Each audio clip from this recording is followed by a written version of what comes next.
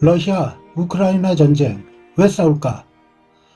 비교 언어학적 분류에 따른 인도 유럽어족의 한 갈래인 슬라브어를 쓰는 민족들을 슬라브족이라고 합니다. 슬라브족은 크게 루스인이라고 하는 동슬라브족과 서슬라브족, 남슬라브족으로 분류하며 루스인은 현대의 러시아인, 우크라이나인, 벨라루스인들의 근간이 되는 민족입니다.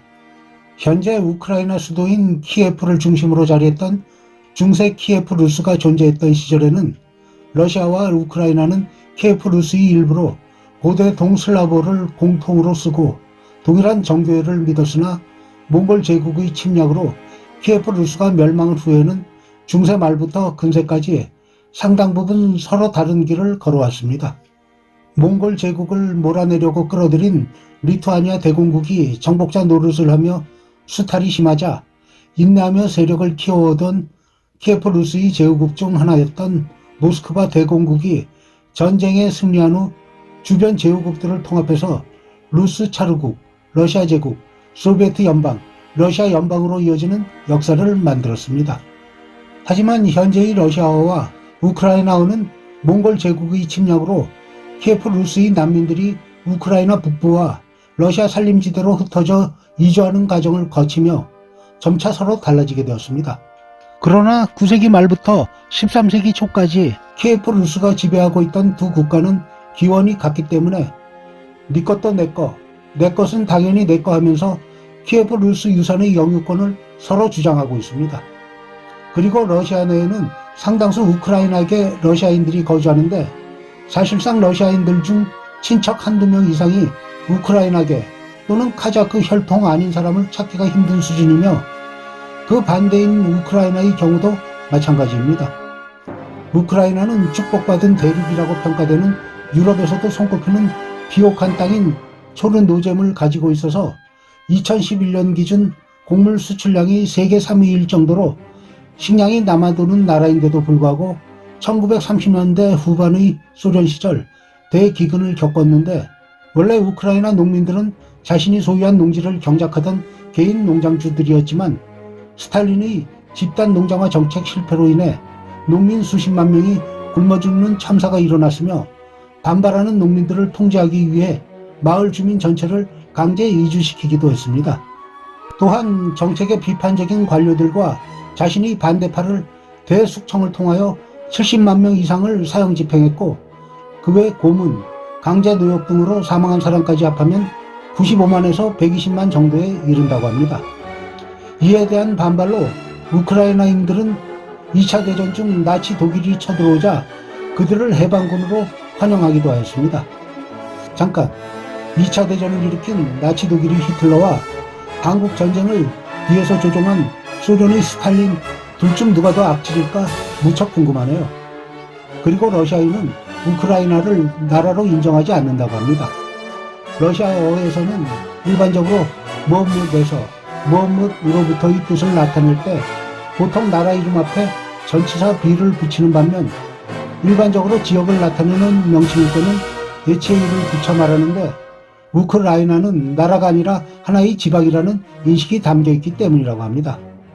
거기다가 종교적인 면에서 러시아와 우크라이나는 기본적으로 정교회를 믿지만 서부 우크라이나, 특히 갈리치아와 자카르파타 지역은 우크라이나 그리스 카톨릭을 믿는 사람들이 많으며 보통 돈바치라고 말하는 동부의 루안스크주와 도네츠크주 일대에서는 러시아와 같은 정교회를 믿는 사람이 많아서 동서간의 갈등도 심한 편인데다 1989년 소련 인구 조사 당시 돈바스 인구의 45%가 러시아인이었습니다.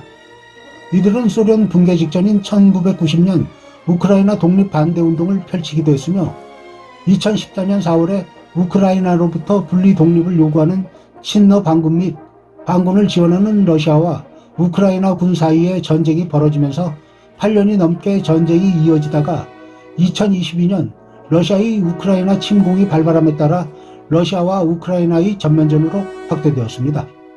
이런 여러 가지가 서로 뒤엉켜 있어서 특히 서부 우크라이나인들이 가진 반러시아 감정은 깊다고 할 수밖에 없겠습니다.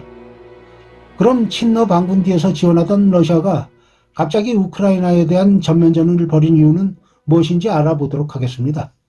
첫 번째 이유, 우크라이나의 나토 가입.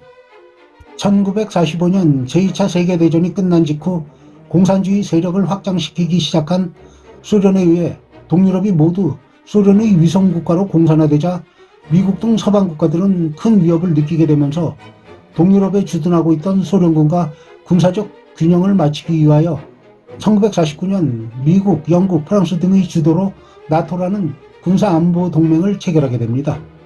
이 나토라는 조직은 한 회원국이 비회원국의 공격을 받으면 자동으로 개입하게 되어 있습니다. 그 후 1955년 5월 9일 서독이 나토의 회원국이 되자 그에 앞선 1954년 3월 나토 가입 신청을 거절당했던 소련은 무지하게 열이 받아서 자신의 수하들인 동유럽 위성국가들을 모아서 바르샤바 조약기구라는 조직을 창설해서 양대 조직 간의 패싸움을 할 준비를 끝냈지만 두 조직 간의 전면전은 없었으나 양쪽의 하부 조직원들끼리 소소한 충돌은 심심치 않게 일어났었습니다. 그러다가 1991년 조직의 큰 형님인 소련의 해체와 거의 동시에 바르샤바 조약기구도 해체되면서 소련의 해체로 러시아의 영향력 아래에 있었던 많은 동유럽 국가들이 상대 조직인 나토로 넘어가 버렸는데 러시아의 입장에서는 우크라이나까지 나토에 가입하면 우크라이나 동쪽이 러시아 서부와 2000km에 가까운 국경선을 맞대고 있는 상태라 서방 세계와의 완충지가 사라져 서방 세계로부터 위협을 눈앞에서부터 받게 되는 것을 우려해 네가 방패가 돼야 내가 살 수 있다는 계책으로 전략적인 요지인 우크라이나가 상대 조직으로 들어가는 것을 절대 허용할 수 없다는 입장입니다. 두 번째 이유, 미국과 러시아의 에너지 패권 대결. 우크라이나는 러시아와 유럽을 잇는 지리적 특성상 러시아가 유럽으로 수출하는 천연가스 송유관을 소련 시절 우크라이나의 평야지대를 가로질러 설치했기 때문에 러시아에서 유럽으로 보내는 천연가스 대부분이 우크라이나를 통과해야만 공급됩니다. 그런데 소련의 해체 이후 우크라이나가 독립하면서 러시아와 유럽 간의 천연가스 간 중간 통행료를 지불해야 하는 러시아의 입장에서 아주 골치 아픈 일이 벌어지게 된 것입니다.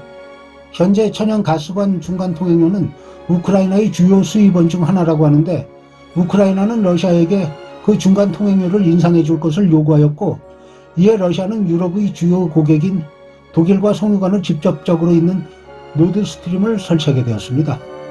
하지만 노드스트림 하나만으로는 부족함을 느낀 러시아는 송유관 라인을 하나 더 설치하는데 그것이 노드스트림2입니다. 이렇게 되자 미국의 입장에서는 유럽 국가들에 대한 러시아의 영향력이 증대할 걸 생각하니까 어라? 이게 내 구역을 자꾸 치고 들어와?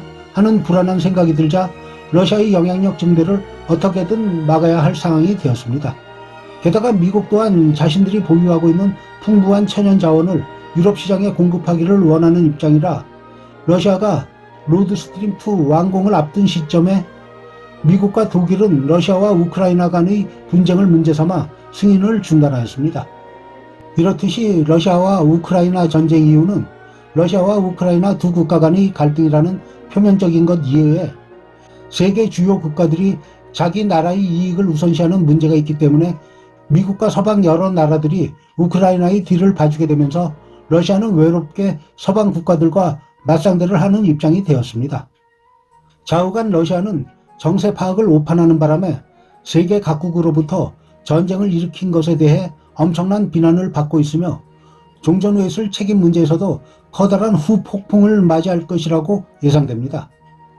오늘은 러시아의 대문호 레프 톨스토이의 원작으로 만들어진 영화 전쟁과 평화의 OST 나타샤의 왈츠를 권해드립니다. 모두들 평안하시길 바랍니다.